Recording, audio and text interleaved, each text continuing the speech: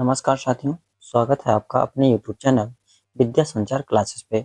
आज हम अपनी इस वीडियो में ज्वालामुखी के बारे में जानेंगे। हाल ही में 23 नवंबर 2025 को अभी मतलब तीन तीन दिन पहले इथोपिया में एक ज्वालामुखी फटा है। इस ज्वालामुखी का नाम हेली गुब्बी है। इस ज्वालामुखी का विस्फोट इतना ज़्यादा था कि ये लगभग 16 किलोमीटर की ऊंचाई तक इसकी राख गई है। लगभग कितना हो गया? 45,000 फीट की ऊंचाई तक। इसकी राख ओमान, यमन,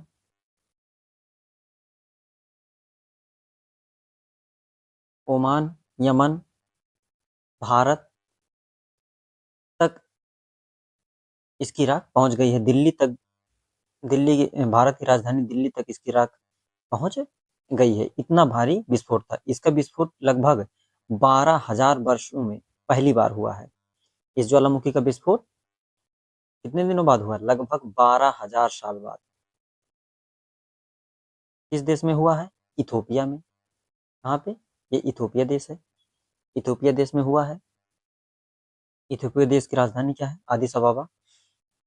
इस विस्फोट के होने की वजह से आसमान में इतने धुएं के गुब्बारे फैल गए हैं, धुआं फैल गया है कि यहाँ से होने वाले हवाई जहाज की जो सेवाएं हैं वो अवरुद्ध हो गई हैं। काफ़ी देश हैं, जैसे सूडान है, दक्षिणी सूडान है, सोमालिया है, इरिट्रिया ऊपर है। इधर आप देखेंगे एशिया महाद्वीप का ओमान देश है। ये सब जो देश हैं, यहाँ पे क्या है हो गया है कि हवाई यातायात अवरुद्ध हो गया है, क्योंकि आसमान में इतने गुब्बारे छाए गए तो प्लेन उड़ाने में कठिनाई होती है।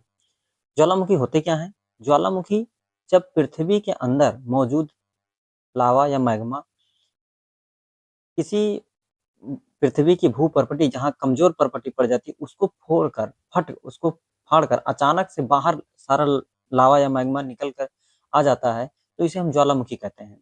ज्वालामुखी देखेंगे आप, ये देख सकते हैं ज्वालामुखी जो ऊपर वाला हिस्सा है जहाँ से निकल रहा है राख और धुआं, जब ये शांत हो जाता है तो यहाँ जो छिद्र होता है उसको हम कहते हैं क्रेटर कहते हैं। क्या कहते हैं? क्रेटर कहते हैं। बाद में जब ये ज्वालामुखी शांत हो जाता है, इसमें पानी भर जाता है, तो ये पानी भर जाने की वजह से इसको हम क्रेटर झील कह देते हैं। और क्रेटर के ही बहुत बड़े रूप को ही हम काल्डेरा कहते हैं। क्या कहते हैं? काल्डेरा कहते हैं। ज्वालामुखी भी 3 प्रकार के होते हैं, जैसे जागृत ज्वालामुखी जो हमेशा धुआं निकलता रहता है, आग निकलता रहता है, जैसे भूमध्य सागर में स्थित स्ट्रोम्बोली ज्वालामुखी जो है वो सक्रिय ज्वालामुखी का उदाहरण है। तो सक्रिय ज्वालामुखी इसीलिए इसे भूमध्य सागर का प्रकाश स्तंभ कहा जाता है। तो पहला सक्रिय ज्वालामुखी या जागृत ज्वालामुखी, दूसरा हो गया एक हो गया दूसरा सुषुप्त ज्वालामुखी। सुषुप्त ज्वालामुखी मतलब होता है कि ये ज्वालामुखी फटने की आशंका में रहता है। और थर्ड नंबर का होता है मृत ज्वालामुखी। मृत ज्वालामुखी में मान लिया जाता है कि ये ज्वालामुखी एक बार फट गया था, अब दोबारा इसमें विस्फोट नहीं होगा। इथोपिया देश जो है, इथोपिया देश के बारे में और कुछ फैक्ट जाने। इथोपिया देश अफ्रीका महाद्वीप में स्थित देश है। इसकी राजधानी आदिस अबाबा है और यह हॉर्न ऑफ अफ्रीका का भाग है। हॉर्न ऑफ अफ्रीका आप देख सकते हैं। इस महाद्वीप में ये जो सींग जैसा आकृति निकला हुआ है, इसे हॉर्न ऑफ अफ्रीका कहा जाता है। हॉर्न ऑफ अफ्रीका में लगभग 4 देश हैं। एक है इरिट्रिया, जिबूती। ये इरिट्रिया है, ये छोटा सा देश जो है ये जिबूती है। उसके बाद ये सोमालिया और ये इथोपिया देश है। तो एग्जाम में कई बार क्वेश्चन है कि हॉर्न ऑफ अफ्रीका में शामिल देश कौन कौन से हैं, तो आप बताएंगे 4 देश शामिल हैं। कौन से?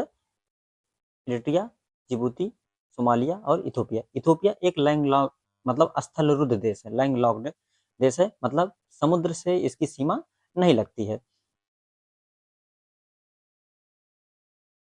आगे देख सकते हैं कि ये इथोपिया देश है।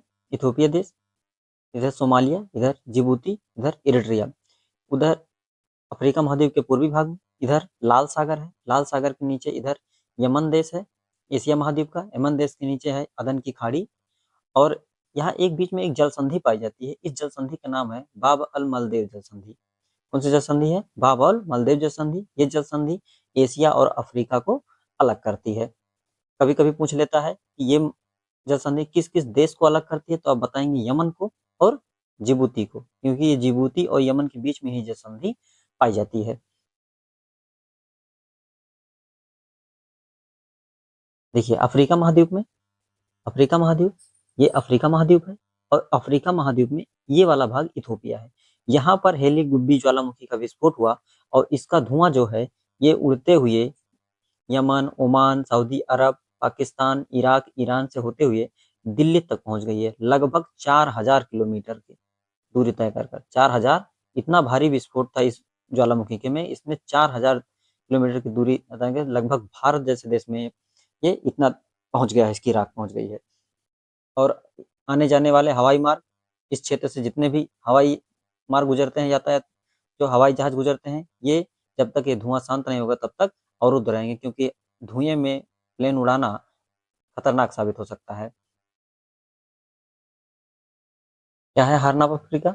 अफ्रीका हार हॉर्न ऑफ अफ्रीका अफ्रीका के उत्तर पूर्वी तट पर एक सींग के आकार का प्रायद्वीप है, जिसमें मुख्य रूप से इथोपिया, इरिट्रिया, जिबूती, सोमालिया देश शामिल है। इसे अक्सर लाल सागर, अदन की खाड़ी और हिंद महासागर से घिरा हुआ बताया जाता है। Greater horn of Africa, horn of Africa तो में 4 देश है, लेकिन अगर उसमें कह दिया जाए ग्रेटर हॉर्न ऑफ अफ्रीका, तो ग्रेटर में 2 देश और शामिल हो जाएंगे, केन्या और सूडान भी शामिल हो जाएंगे इसमें। तो उसको अगर केन्या और सूडान को शामिल कर लिया जाएगा तो ग्रेटर हो जाएगा। मुख्य देश कौन सा है आप देख सकते हैं, जिबूती है, इरिट्रिया है, इथोपिया है और सोमालिया है। प्रायद्वीप है, ये क्या है? एक प्रायद्वीप है। अफ्रीका महाद्वीप पूर्वी तट पर एक सींग के आकार का प्रायद्वीप है, इसीलिए हॉर्न ऑफ अफ्रीका कहा जाता है। जल निकाय इसके पास है, लाल सागर है, अदन की खाड़ी है और हिंद महासागर है। अदन की खाड़ी और लाल सागर को जोड़ने वाली जल संधि बाब अल मलदेव जल संधि है। आगे देखते हैं, इथोपिया की सबसे बड़ी झील जो है वो ताना झील है। कौन सी झील है? ताना झील। कई बार एग्जाम में क्वेश्चन पूछा गया है, ताना झील कहाँ है? इथोपिया में है। और ताना झील से ही एक नदी निकलती है, ब्लू नील नदी। कौन सी नदी? ब्लू नील नदी। ये ब्लू नदी व्हाइट नील नदी में जाके मिल जाती है। जो व्हाइट नील नदी में ब्लू नील नदी मिल जाती है, तो उस नदी का नाम नील नदी हो जाता है, जो पूरी दुनिया में सबसे लंबी नदी मानी जाती है, और अफ्रीका की भी सबसे लंबी नदी मानी जाती है। और ये मिस्र का वरदान किस नदी को कहा जाता है? नील नदी को। जैसे भारत में गंगा नदी है, वैसे ही अफ्रीका की गंगा भी इसे माना जा सकता है, क्योंकि इसके आसपास का क्षेत्र बहुत उपजाऊ मैदान वाला क्षेत्र है। नवंबर के महीने में कई सारे ज्वालामुखी फटे हैं। जैसे अभी बताया आप लोगों को कि हेली गुब्बी ज्वालामुखी इथोपिया में फटा है। भारत में भी अंडमान निकोबार द्वीप समूह में ज्वालामुखी पाया जाता है, बैरन ज्वालामुखी, वो भी फट रहा है। 25 नवंबर देखते हैं, 25 नवंबर 2025 को सक्रिय देखा गया, यहाँ से राख का उत्सर्जन हुआ।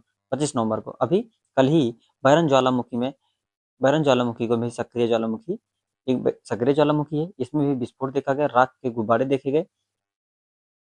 इलायू ज्वालामुखी है, अमेरिका में हवाई द्वीप पर सक्रिय ज्वालामुखी है, वर्तमान में फट रहा है, इससे लावा निकल रहा है। फिर एक ज्वालामुखी है लेबोटोबो और सेमेरू ज्वालामुखी, ये कहाँ पे है? इंडोनेशिया में। इंडोनेशिया में माउंट लेबोटोबी, लाकी लाकी और माउंट सेमेरू सहित कई ज्वालामुखी सक्रिय हैं, जिनमें लगातार राख और गैस का उत्सर्जन हो रहा है।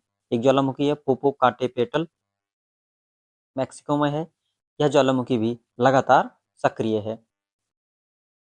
तो नवंबर के महीने में इतने सारे ज्वालामुखी जो अभी सक्रिय हैं, करंट के लिहाज से भी किसी भी एग्जाम के लिए ये ज्वालामुखी जो फटा हुआ है, आप लोग जरूर ध्यान ध्यान रखेंगे। चैनल पर नए हैं तो लाइक कर दीजिए और सब्सक्राइब कर दीजिए। धन्यवाद।